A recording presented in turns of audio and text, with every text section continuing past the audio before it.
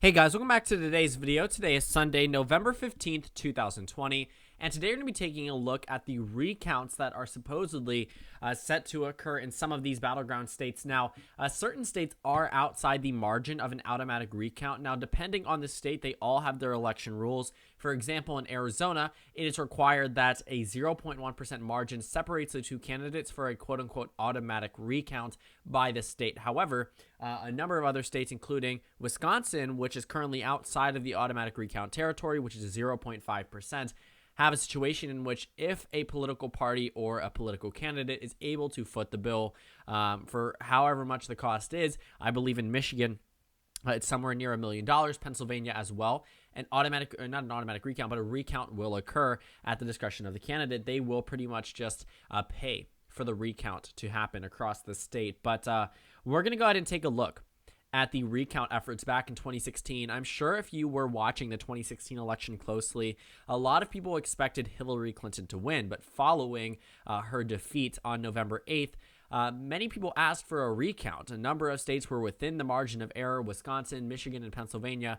And, you know, the margins here were less than 1%. Now, Nevada was actually a 2.9% margin for Secretary Clinton. So that was a little bit larger, and that was a victory for the Democrats. But the Green Party really wanted a recount across these three states in particular. They were very important to the Democratic Party just because had these states gone to Hillary Clinton, she would have won the election. Now, Jill Stein is no fan of Hillary Clinton, as many people will tell you, nor was she at this point in time. But because these margins were so close, the Green Party felt it was necessary upon themselves to raise money and push for this recount. Now, not much changed, very little changed. It was entirely insignificant, and that is the point of this video. If you're worried that somehow a recount will change the outcome of the election results, or you are banking on the idea that the outcome of an election or the outcome of a recount could change the election results, you will, number one, you should not be scared, or number two, you should not expect that.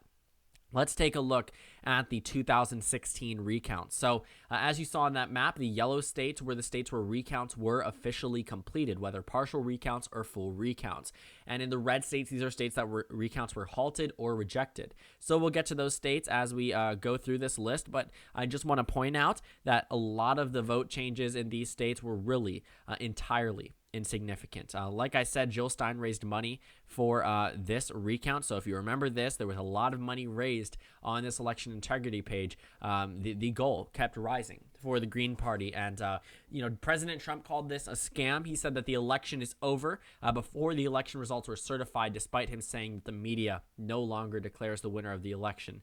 It does come across as a double standard. However, I think Democrats are open to the idea of possibly, maybe not open, but, if there is nothing there, which obviously we've seen no proof of it from the Trump campaign that there was any voter fraud, they are going to have to try to convince the courts. And if they aren't convincing the American people, if they aren't convincing the American press, which loves to eat up stories like this, I can't imagine it'd go much better for the Republicans in the court, or not necessarily the Republicans, but the Trump legal team, as they call it.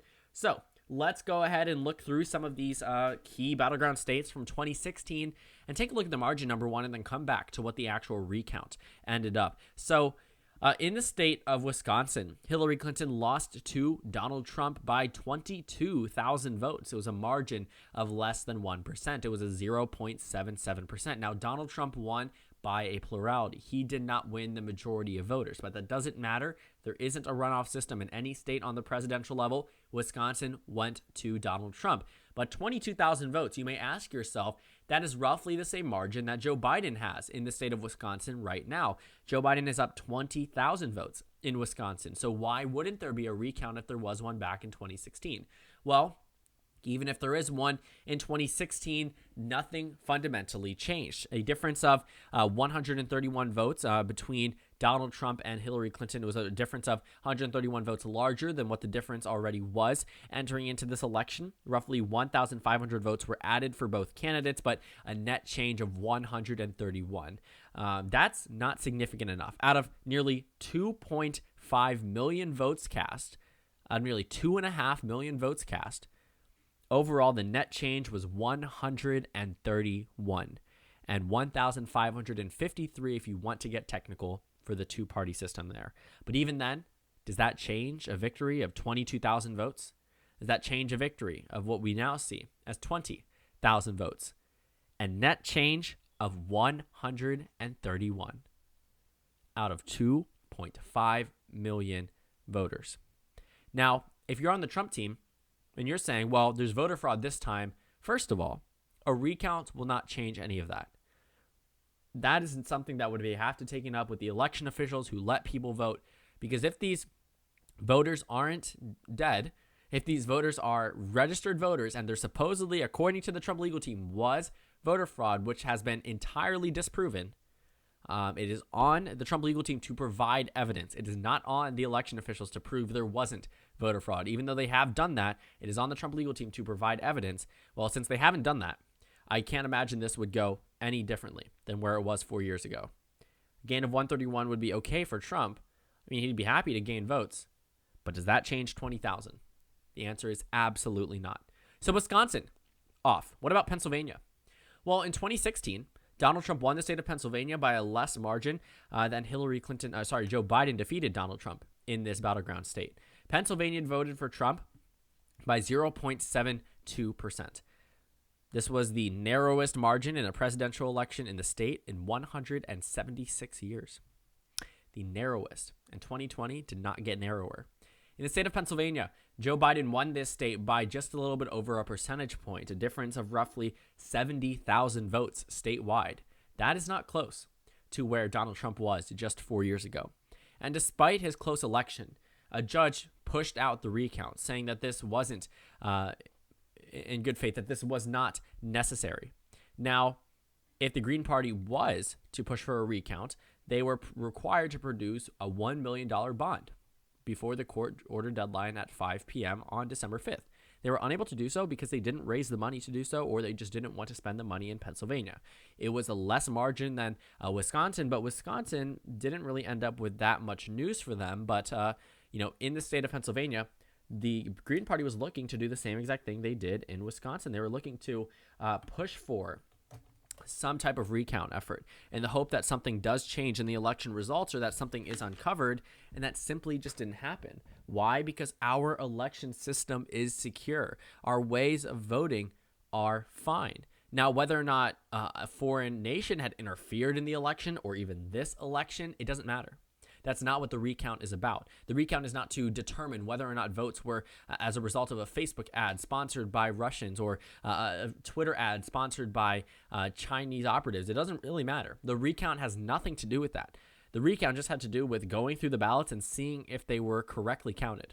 And in Pennsylvania, the judge threw it out. For a less margin of a Donald Trump victory than Joe Biden's victory in 2020, I can't imagine that a judge would not hold the precedent. I really think that even with a lot of the money that the Trump campaign has, it's still very possible that a recount is just not called for. Because at the end of the day, there are still outstanding votes in Democratic counties. It's possible Biden expands his lead, but it is a done deal. Biden has won Pennsylvania by a larger margin than Trump won it back in 2016. So Pennsylvania, I'd say, is off limits.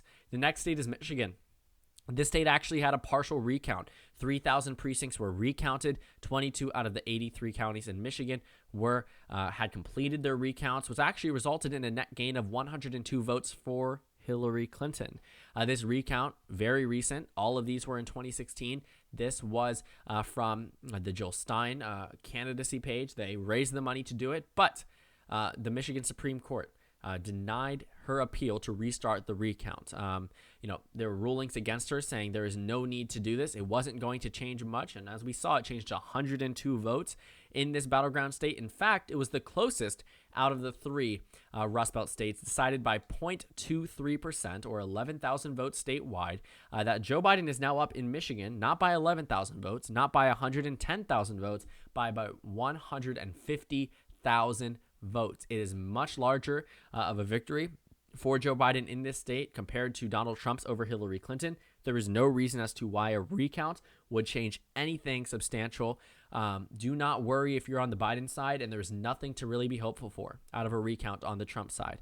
All that optimism lost when the Trump campaign failed to provide evidence. They do not have evidence of voter fraud in a recount, which President Trump has actually tweeted out now changes nothing. That it's a fraudulent system through the recount. because he knows that the recount will not come up with any new results. That's not necessarily a partisan statement to make. President Trump wasn't counting on the recounts to change much. But some voters and some pundits say, once they go through the recounts, we will see different election results. But there is no historical precedent that shows that. In fact, not a single presidential election has been changed by a recount, nor a single presidential election state.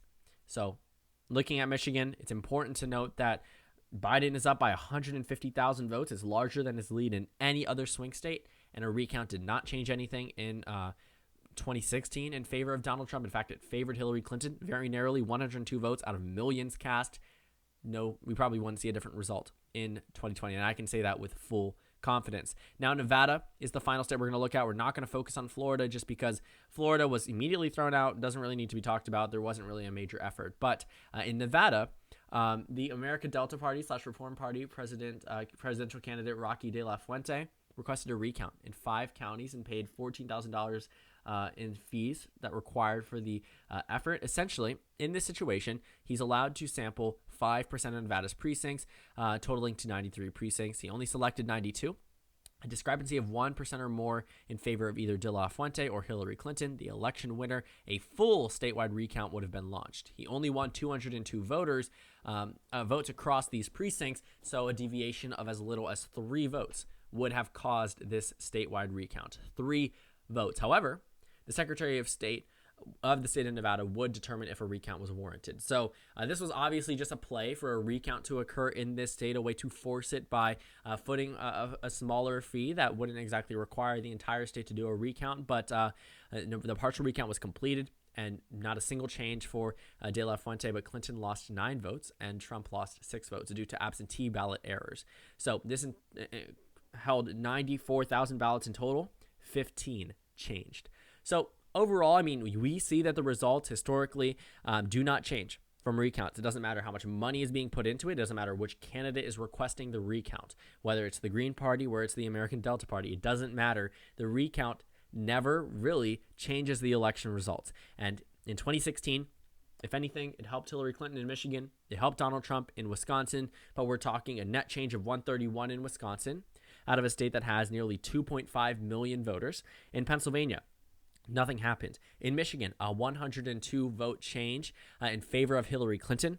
In this state with millions of voters, more so than Wisconsin. And in Nevada, 15 votes changed out of 94,000. And that was just due to absentee issues. That was not an issue of voter fraud. That was not an issue of a mistaken ballot, really. It was just more so an issue with those vote by mail situation. So overall, I will say that when we're looking at historical data, there is nothing indicating that a single recount would be able to change Biden's lead in these states. Even in Georgia, which is currently up 14,000 votes for Biden, or Arizona, which is currently up 11,000 votes for Biden, the recounts in states that have an even larger population have proven that nothing will fundamentally change. It'll be marginal. If anything, it'll be an increase of 100, 200 votes for a specific candidate when the difference is 11,000, 14,000, 20,000, 34,000 in Nevada, 70,000 in Pennsylvania, 150,000